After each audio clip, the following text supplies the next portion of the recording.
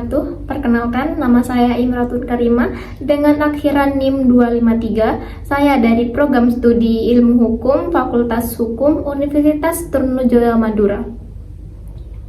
Pada kesempatan kali ini saya akan memaparkan atau menjawab soal ujian akhir semester saya pada mata kuliah Hukum Pemerintahan Daerah yang diampu oleh Ibu Ida Wahyuliani SHMH, yang saya akan bahas kali ini ada 4 materi utama. Yang pertama mengenai daerah khusus dan daerah istimewa. Yang kedua, hubungan pemerintah pusat dan pemerintah daerah. Yang ketiga, pemerintah daerah beserta otonomi daerah. Yang keempat, produk hukum daerah. Dari yang slide pertama ini atau soal pertama ini dengan judul materi daerah khusus dan daerah istimewa dalam Negara Kesatuan Republik Indonesia. Indonesia merupakan negara kesatuan yang sangat luas dan memiliki keberagaman suku, budaya, bahasa, adat istiadat, serta kondisi geografis yang berbeda-beda. Oleh karena itu, sistem pemerintahan di Indonesia menerapkan desentralisasi, yaitu memberikan sebagian kewenangan dari pemerintahan pusat kepada pemerintahan daerah agar daerah dapat mengatur urusan pemerintahannya sendiri sehingga sesuai dengan kebutuhan masyarakat setempat. Namun, tidak semua daerah memiliki kondisi yang sama. Karena itulah Indonesia juga menerapkan desentralisasi asimetris, yaitu pemberian kewenangan yang berbeda-beda kepada beberapa daerah tertentu berdasarkan alasan sejarah, budaya, politik, maupun kondisi masyarakatnya. Contohnya, daerah yang memiliki status khusus atau istimewa adalah Aceh, Daerah Istimewa Yogyakarta, Papua, dan DKI Jakarta. Aceh memperoleh kekhususan karena memiliki sejarah panjang dalam perjuangan bangsa serta diberi kewenangan untuk menyelesaikan pemerintahan berdasarkan syarat Islam dalam ruang lingkup tertentu. Daerah Istimewa Yogyakarta memperoleh keistimewaan karena adanya peran penting Kesultanan Yogyakarta dalam proses berdirinya Negara Kesatuan Republik Indonesia. Oleh sebab itu, pengisian jabatan gubernur dilakukan berdasarkan ketentuan yang berbeda dengan daerah lainnya.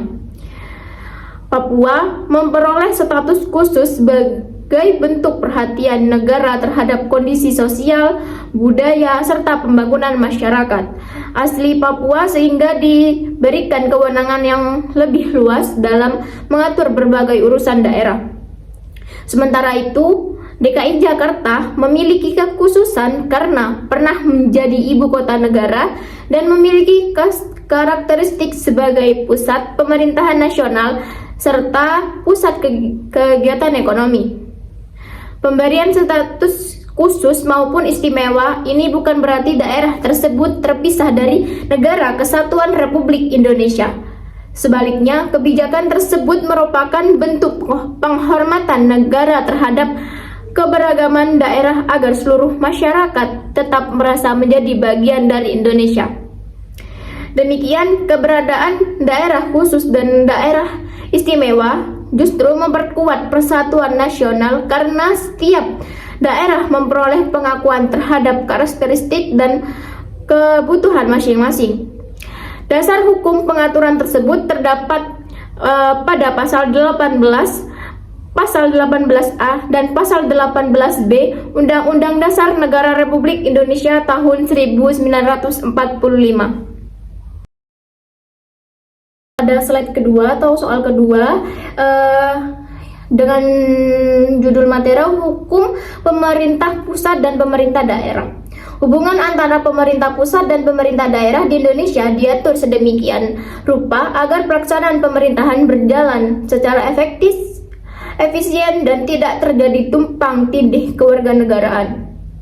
Menurut Undang-Undang Nomor 23 Tahun 2014 tentang Pemerintahan Daerah, urusan pemerintahan dibagi menjadi 3 kelompok.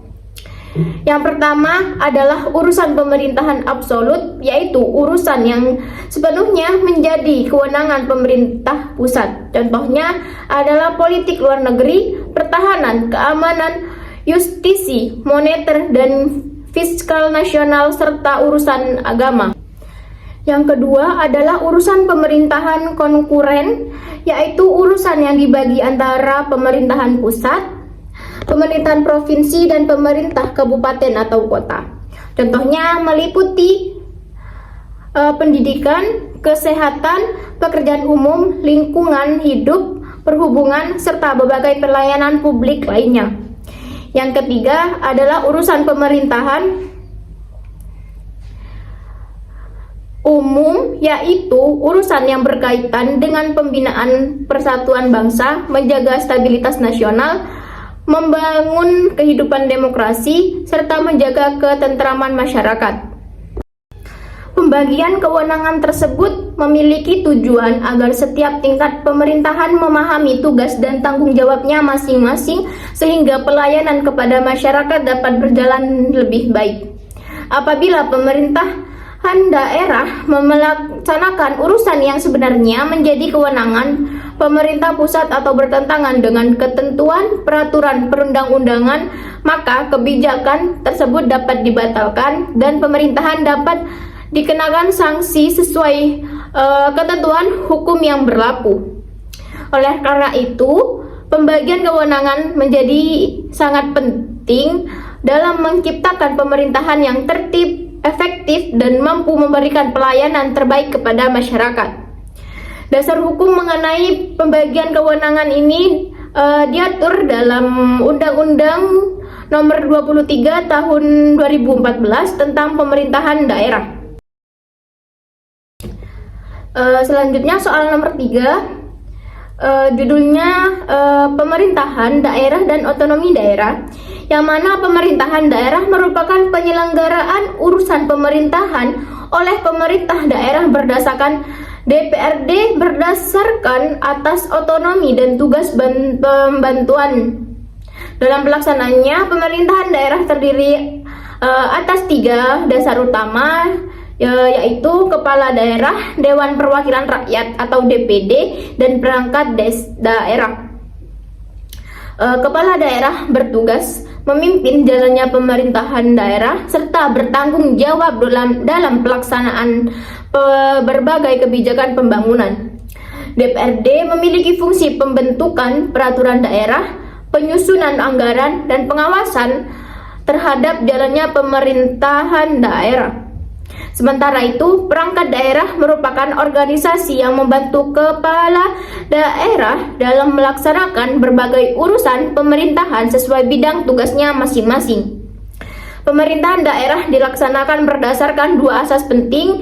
Yang pertama yakni asas otonomi daerah, yaitu hak dan kewenangan daerah untuk mengatur dan mengurus sendiri urusan pemerintahan sesuai dengan kebutuhan masyarakat serta ketentuan peraturan perundang-undangan.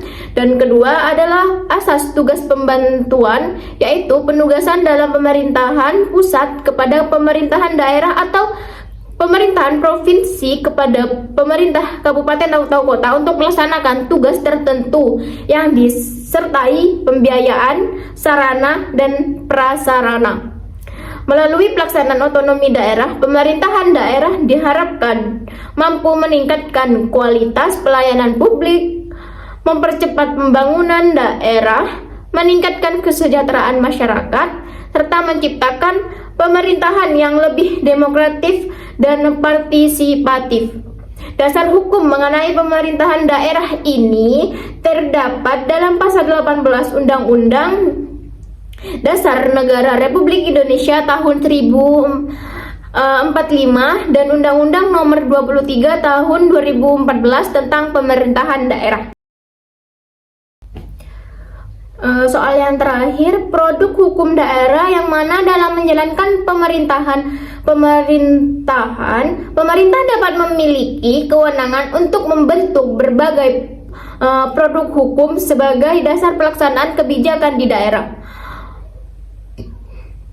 Produk daerah terdiri dari beberapa jenis, yaitu yang pertama peraturan daerah atau Perda, yaitu peraturan yang dibentuk bersama oleh DPRD dan kepala daerah untuk mengatur berbagai urusan pemerintahan di daerah. Yang kedua, peraturan kepala daerah, yaitu peraturan yang dibuat oleh gubernur, bupati atau wali kota sebagai pelaksanaan dari peraturan daerah maupun ketentuan peraturan yang lebih tinggi. Ketiga, keputusan kepala daerah, yaitu keputusan yang bersifat konkret, individual, dan berlaku terhadap pihak tertentu dalam penyelenggaraan pemerintahan. Agar produk hukum daerah ini dapat berjalan dengan baik, terdapat beberapa syarat yang harus dipenuhi. Yang mana pertama, produk hukum harus dibuat oleh pejabat yang memiliki kewenangan. Yang kedua, isi peraturan tidak boleh bertentangan dengan Undang-Undang Dasar maupun peraturan yang lebih tinggi. Yang ketiga, produk hukum harus mengutamakan kepentingan masyarakat, memberikan kepastian hukum, serta mampu menciptakan ketertiban dalam kehidupan bermasyarakat. Dengan demikian, produk hukum daerah menjadi instrumen yang sangat penting dalam mendukung penyelenggaraan pemerintahan daerah yang efektif, adil, dan sesuai dengan prinsip negara hukum. Dasar hukumnya adalah Undang-Undang Nomor 23 Tahun 2014 tentang pemerintahan daerah, serta Undang-Undang Nomor 12 Tahun 2011 sebagaimana telah diubah dengan Undang-Undang Nomor 13 Tahun 2023 tentang pembentukan peraturan perundang-undangan. Demikian presentasi yang dapat saya sampaikan mengenai materi hukum pemerintahan daerah ini, atau sebagai memenuhi tugas ujian akhir semester saya. Sekian, terima kasih. Wassalamualaikum warahmatullahi wabarakatuh.